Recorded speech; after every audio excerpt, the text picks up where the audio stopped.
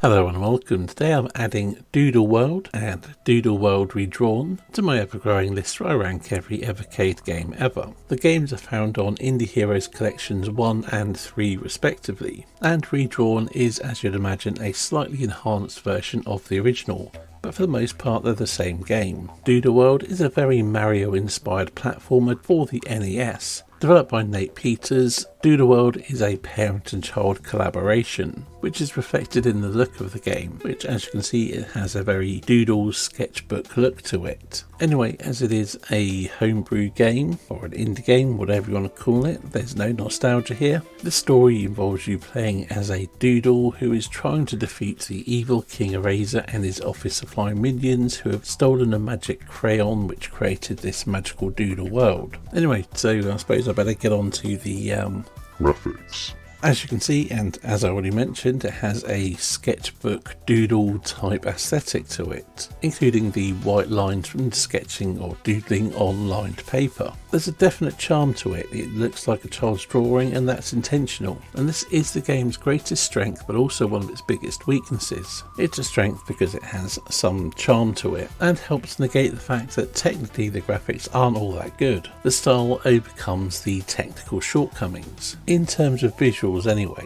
it does unfortunately have a knock-on effect on the gameplay, but I'll come back to that. All the enemies are thematic as suggested by the plot, the bosses are a reasonable size, and mostly things are quite clean and readable, although the bonus stages look a bit cluttered, but overall the look is generally good. It has a strong visual identity and, as I mentioned, it has a certain charm to it. So yeah, graphically it's pretty decent. Sound and music. The sound effects are pretty good. It's got cues for all the right things. It's not harsh on the ears or anything. So yeah, the sound effects are pretty good. The music also is pretty strong. I wouldn't say there's any absolute bangers here, but it all suits the gameplay and the tone of the game. It complements the visual style. You've got different music for different levels, as well as a boss theme. So audio wise, it is also pretty strong. Gameplay. Doodle World is very much Mario inspired. You walk left and right, you jump on enemies' heads to kill them, you can run. It's very familiar stuff. It's not original, but given the origins of the game and the homebrew indie nature, well, you don't expect too much originality, and I suppose the concept, the visual style provides a little bit of that. And as far as games that mimic Mario go, or indie games that mimic it's alright. It's fine to an extent. There is a couple of big shortcomings. One is it is a short game. It won't take you long to beat.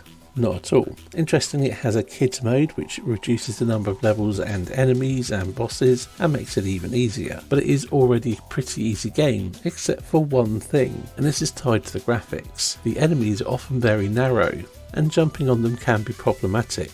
I'd say this is a combination of hitbox issues and the visual design. Fortunately, just avoiding the enemies and jumping over them is also an option, and that's what I found myself doing most of the time, as trying to jump on enemies was a little bit hit and miss. Another problem is the amount of slowdown on the bosses. It gets a bit ridiculous. Oh, and did I mention that it's very short? And I suppose at this point I should mention Doodle World Redrawn. It is largely the same game. Everything I said for the graphics and sound still applies. In fact, almost everything I've said largely applies. The main difference is it added a double jump. There were some other tweaks as well, but largely they are the same, even down to Redrawn still having terrible slowdown. Now in theory you'd think having a double jump would expand the game somewhat, but really all it did was make it easier. In terms of differences, I can't think of much else worth saying.